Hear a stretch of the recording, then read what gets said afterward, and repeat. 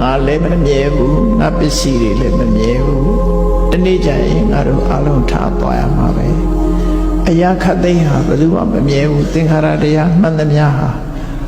ဘယ်အရာပဲဖြစ်ဖြစ်ပြောင်းလဲပျက်စီးခြင်းနဲ့ပဲကြုံရမယ်ဆိုရယ်စဉ်းစားဉာဏ်ကလေးတစ်ခုဖြစ်အောင်ကြိုးစားလိုက်ပါဆိုတာဝိပဿနာဉာဏ်ဖြစ်အောင်လုပ်ခိုင်းတာဆိုလို့တနေ့တစ်ခါလောက်တတိယကိုပိုင်တဲ့ပစ္စည်းတွေကိုကြည့်တနေ့ကျတော့ငါတို့ဒါတွေထားကြရအောင်တနေ့ကျတော့ငါတို့ထားကြရအောင်ပစ္စည်းတွေပိုင်ဆိုင်တာတွေကြည့်ပြီးနှလုံးသွင်းငါတို့ကိုယ်တိုင်ကလည်းဆုံးပစ္စည်းကလည်းငါတို့ကိုဆုံးငါတို့ကတော့ပစ္စည်းကိုဆုံးဘဝဆိုတာဘယ်ရာမှမတည်မြဲပါလားမန္တလေးမြို့ကြီးတည်ပြီးတော့နန်းတော်ကြီးဆောက်ပြီးနေသွားတဲ့မင်းတို့မင်းကြီးပဲရှောက်ရှိဘူးလေအဲ့ဒါလိုပဲဘဝဆိုတာမမြဲဘူးဆိုတဲ့အာနိစ္စတင်ညာကိုဆင်ញင်တို့တရားနဲ့မကြဆင်ញင်သုံးသပ်ပေးခြင်းအပြင်ဝိပဿနာကုသိုလ်ဖြစ်ပါတယ်အဲ့ဒီဖြစ်လာတဲ့ဝိပဿနာကုသိုလ်သည်ကုသိုလ်ထဲမှာအကောင်းဆုံးလုပ်လို့ရတဲ့ကုသိုလ်ထဲမှာအကောင်းဆုံးပဲဒါဖြင့်သောရကတဲ့မယ်ဆိုရင်လူတွေကအဲ့ဒါတွေတွေးရင်စိတ်ညစ်တယ်နော်အကုန်လုံးထားခဲ့ရမှာဒါတွေတွေးစိတ်ညစ်တယ်လို့ထင်ကောင်းတယ်လေမဟုတ်ဘူးအသိဉာဏ်နဲ့ဆင်ញင်သုံးသပ်ကြည့်တာအမှန်ကန်ကိုဆင်ញင်သုံးသပ်ကြည့်ရမယ်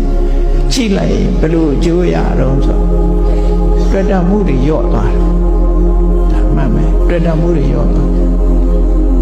ကိုထာဝရဖြစ်နေတဲ့အတွေးဟာညော့သွားတယ်ဩငါတို့ကတခဏပါလား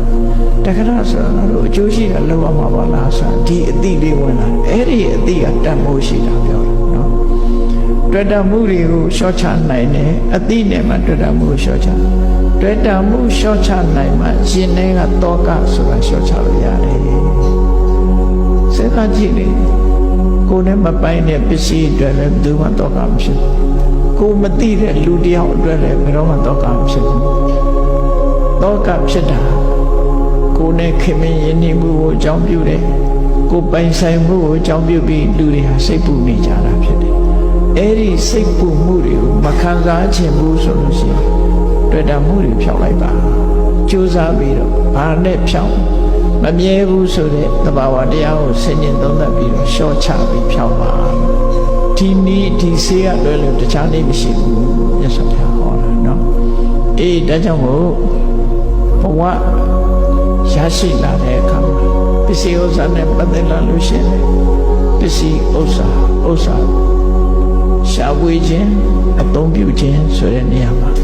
ရှားပွေတဲ့အခါမှာလည်းတရားမြတ်တမ်းမှုနဲ့ရှားပွေရ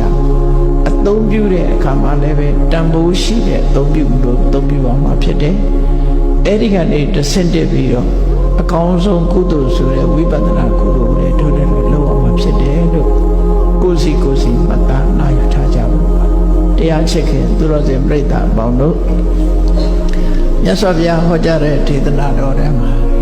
ပစ္စည်းဥစ္စာရှားပွေခြင်းနဲ့သုံးစွဲခြင်းကိုစနစ်တကျလမ်းညွှန်ပြတဲ့အတိုင်းတို့တွေပစ္စည်းဥစ္စာကိုရှားပွေကြမယ်အသုံးပြုကြမယ်နောက်ဆုံးရလာတဲ့ဘဝလေးမှာမှန်ကန်တဲ့အသိဉာဏ်တွေရအောင်ကြိုးစားအားထုတ်ကြမယ်လို့ကိုယ်စီနှလုံးသွင်းပြီးမမေ့မလျော့သောတတိ